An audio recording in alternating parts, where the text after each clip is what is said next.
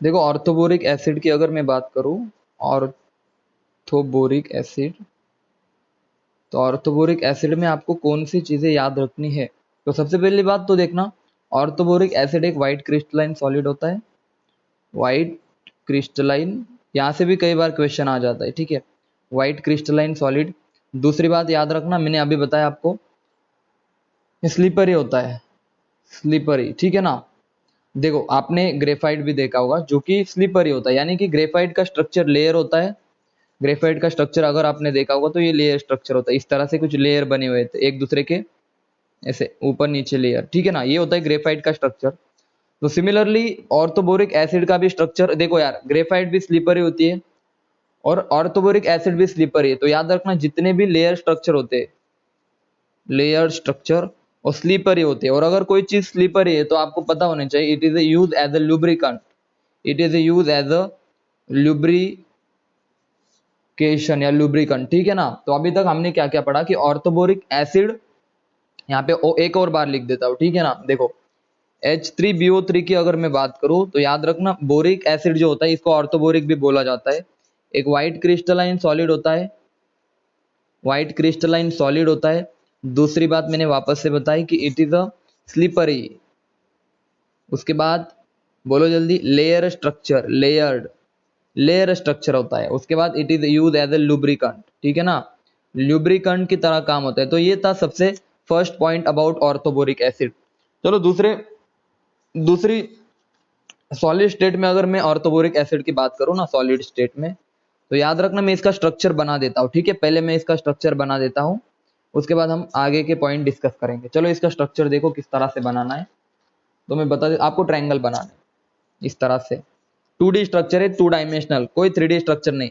हम एक पेज पे जो स्ट्रक्चर बनाते हैं ना एक प्लेन के ऊपर, तो जो मतलब मान लो एक प्लेन है, एक प्लेन होता है ना एक पेपर का प्लेन, हाँ वो होता है आपका 2D स्ट्रक्चर, ठीक है ना। तो मैं 3D स्ट्रक्चर की बात नहीं कर रहा यहाँ पे। तो याद रखना आपका जो बोरिक एसिड होता है ना, देखो मैं किस तरह से स्ट्रक्चर बनाता हूँ, ट्रायंगल बनाओ, एक ट्रायंगल, दूसरा ट्रायंगल बच्चों, तीसरा ट्रायंगल, फोर्थ, फिफ्थ और ये सिक्स, ऐसे ट्रायंगल बना दो। अब ट्रायंगल बनाने के बाद क्या करें, बोरॉन, क्योंकि BOH3 है ना, बोरिक एसिड बोले तो BOH3, बोरॉन, बोरॉन, बोरेट, मान लो ऐसे स्ट्रक्चर है, ऐसे बहुत होगा, मैंने बस एक ही साइड बनाई है, ठीक है ना।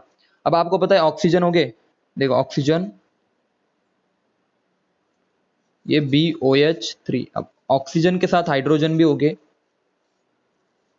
लेकिन जो हाइड्रोजन हो गए ना, याद रखना ये सारे हाइड्रोजन, इनको थोड़ा सा डार्क से दिखाता हूँ, ठीक है ना, ये सारे हाइड्रोजन जो हो गए ना OH के, ये हाइड्रोजन बीच में हो गए सारे हाइड्रोजन, याद रखना ये सारे हाइड्रोजन इस तरह से बोरिक एसिड को क्या कर देंगे, जोड़ के रखे होंगे। समझ में आया सबको, through hydrogen bonding. Now this is the layer structure of, this is the layer structure of boric acid. समझ में आया?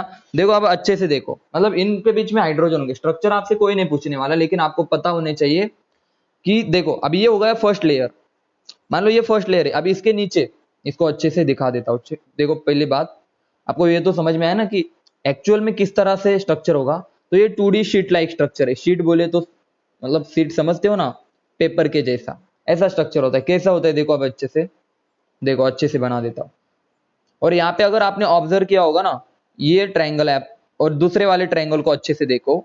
अब इनको देखो, वन, इनको जोड़ो तो ये हेक्सागोनल बन गया है। देखो हेक्सागोन बन गया, तो हेक्सागोनल स्ट्रक्चर होता है, मैं आगे बताऊंगा, हेक्सागोनल स्ट्रक्चर होता है, ठीक है ना। हम एक साइड को इस यहाँ पे देखो बोरॉन होता है, ऑक्सीजन ऑक्सीजन ऑक्सीजन, तो ये हेक्सागोनल स्ट्रक्चर है, ठीक है। तो देखो मैं अब इंपॉर्टेंट चीज बता रहा हूँ आपको, उसको याद रखने की कोशिश करो।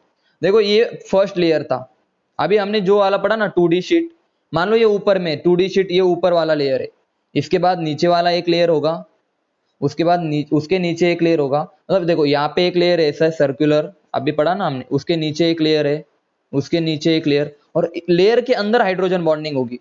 मतलब मान लो देखो यहाँ पे एक ट्रायंगल है, ये वाले अब समझने आ रहा है सबको, ये इस तरह से मान लो हम दिखा रहे हैं। तो यहाँ पे लेयर के अंदर इन लेयर, लेयर के अंदर इन लेयर हाइड्रोजन बॉन्डिंग होगी, समझ में आया सबको। लेकिन दो लेयर के बीच में हाइड्रोजन बॉन्डिंग नहीं होगी, इन बातों को क्लियर करते चलो। एक लेयर के बीच में होगी hydrogen bonding, sheet like paper जैसा होता है। मान लो आपके पास 4-5 पेपर है और आपने एक दूसरे के ऊपर रखे पेजेस, तो जो पेजेस होते हैं ना, पेजेस के अंदर होगा, मतलब एक ही पेज के अंदर, मान लो मेरे पास एक ही पेज है, देखो एक ही पेज है, तो एक ही पेज के अंदर मान लो हाइड्रोजन बॉन्डिंग है। लेकिन दो पेजेस एक दूसरे के ऊपर रखे तो इन दोनों के बीच में हाइड्रोजन बॉन्डिंग नहीं है। समझ में आया सबको। तो अब देखो हमने क्या क्या पढ़ा। हमने पढ़ा सर स्ट्रक्चर के बारे में। सबसे पहली बात हेक्सागोनल, सर हेक्सागोनल होता है hexagonal 2D sheet like structure, ठीक है ना। मैंने हेक्सागोन बना के भी दिखाया, दो ट्रायंगल ऐसे जोड़ दो आपका हेक्सागोन बन जाएगा, ठीक है ना। उसके बाद दूसरी इंपॉर्टेंट चीज, ये लेयर स्ट्रक्चर है सर। कौन सा स्ट्रक्चर है बताओ, अभी मैंने बताया it is a layer structure. ये स्ट्रक्चर के बारे में इंपॉर्टेंट चीज पता होनी चाहिए। तीसरी बात क्या पता होनी चाहिए sir ji, in layer hydrogen bonding, in layer hydrogen bonding. In layer मतलब एक लेयर के अंदर होगा हाइड्रोजन बॉन्डिंग, लेकिन दो लेयर के अंदर क्या होगा फिर, तो आपने अच्छे से पढ़ा होगा वंडरवाल फोर्स, मतलब थोड़ा बहुत फोर्स ऑफ अट्रैक्शन तो होगा ना। तो वंडरवाल फोर्स होगा बिटवीन लेयर, दो लेयर के बीच में, बिटवीन लेयर, दो लेयर के बीच में वंडरवाल फोर्सेस हो गए। देखो it is hexagonal 2D sheet like structure.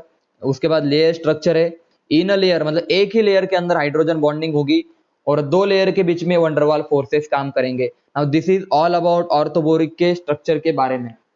अभी तक मैंने बताया what is the structure of orthoboric acid, ठीक है।